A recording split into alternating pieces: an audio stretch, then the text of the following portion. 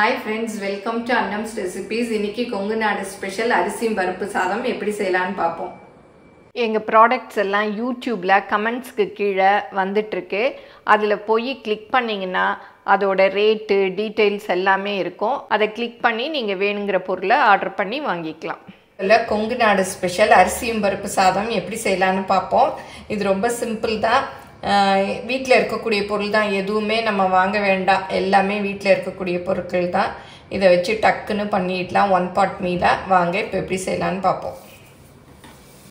இப்போ 6 பல் பூண்டு, 1 ஸ்பூன் சீரகம், கொஞ்சம் கருவேப்பிலை, இதை இடித்து போட்டால் நல்லா டேஸ்ட்டாக இருக்கும். இது நல்லா இடிச்சுக்கலாம்.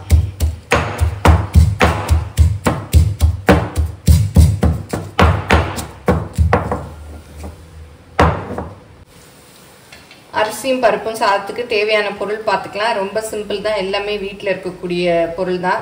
அதுவும் இது கொங்கு நாடு ஸ்பெஷலு. நம்ம எப்பவும் சாதத்துக்கு வடிப்போம் இல்லையா, அந்த புழுங்கல் அரிசி 1 கப் எடுத்திருக்கேன். அதுக்கு 1 கப்புங்கிறது 1 டம்ளர், நீங்கள் எதில் எடுக்கிறீங்களோ அதில் எடுத்துக்கலாம். 1 டம்ளர் புழுங்கல் அரிசி எடுத்திங்கன்னா 1/4 டம்ளர் துவரம்பருப்பு. இதை ஒரு அரை மணி நேரம் ஊற வச்சுருக்கேன். பாருங்கள், நல்லா ஊறிடுச்சு.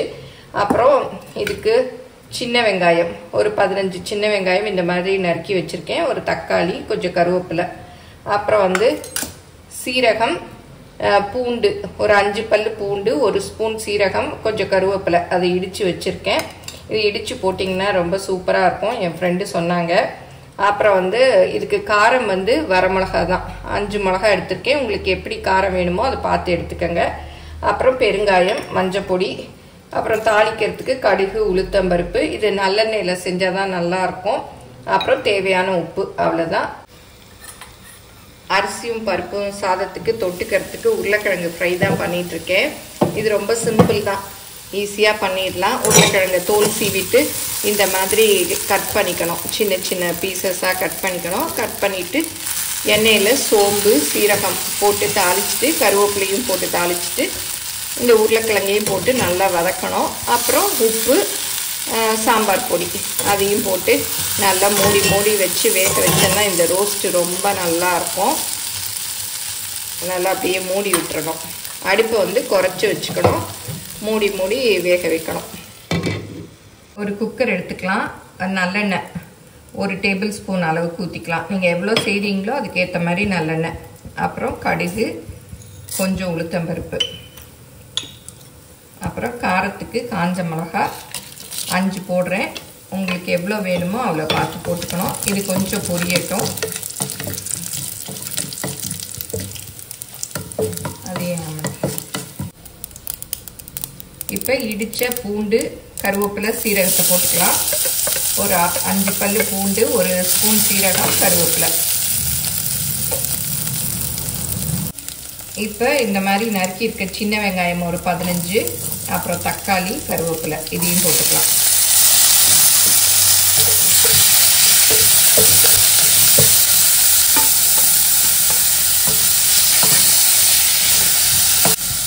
இதுக்கு தேவையான உப்பு, அப்புறம் மஞ்சள் பொடி கொஞ்சம், அப்புறம் பெருங்காயம் கொஞ்சம்.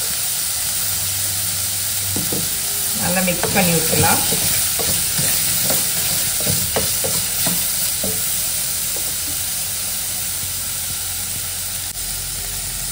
இப்போ 1 டம்ளர் அரிசியும் 1/4 டம்ளர் துவரம்பருப்பும் அரை மணி நேரம் ஊற வச்சுருக்கேன். அதையும் இதோட சேர்த்துக்கலாம்.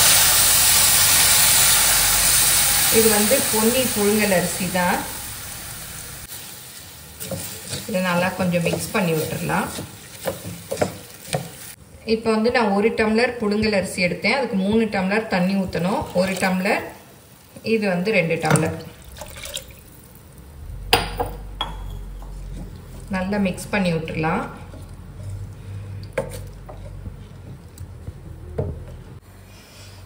இப்போ திறந்து பார்க்கலாம். உருளைக்கிழங்கு நல்லா ஃப்ரை ஆயிடுச்சு, போதும். இன்னும் ரோஸ்ட்டாக வேணும்னா இன்னும் கொஞ்சம் நேரம் விட்டிங்கன்னா நல்லா ரோஸ்ட்டாக வரும். நான் இந்த ஸ்டேஜில் எடுத்துடுறேன்.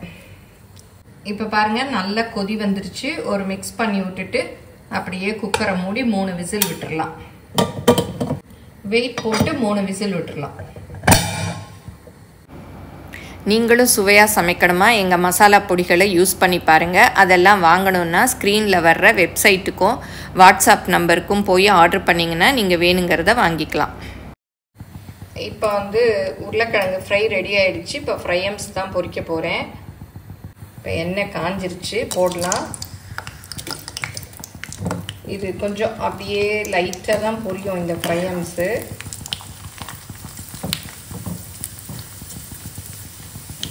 நல்லா பொரிச்சிருச்சு.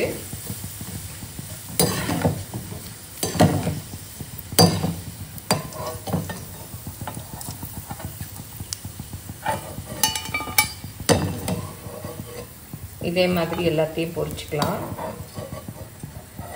அப்பளம் ஃப்ரையம்ஸ் எல்லாம் பொரிச்சுக்கிட்டா இந்த மாதிரி அரிசி பருப்பு சாதம் 1 பாட் மீலுக்கெல்லாம் நல்லாயிருக்கும். சாம்பார் சாதம் அதுக்கெல்லாம்.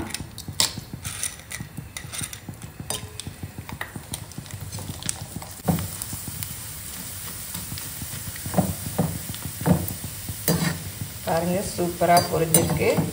இந்த ஃப்ரையம்ஸ் ஒவ்வொரு தடவை வந்து ஒழுங்காகவே பொரியாது.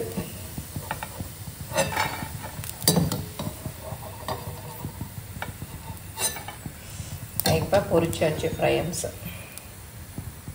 இப்போ ஸ்டீம் எல்லாம் போயிடுச்சு, திறந்து பார்க்கலாம். சூப்பராக இருக்குது. இது மேலே அப்படியே ஒரு ஸ்பூன் நெய் அப்படியே விட்டு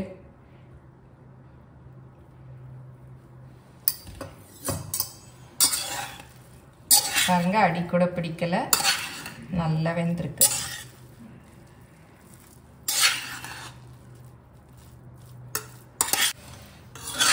பாருங்க, சூப்பராக வெந்திருக்கு.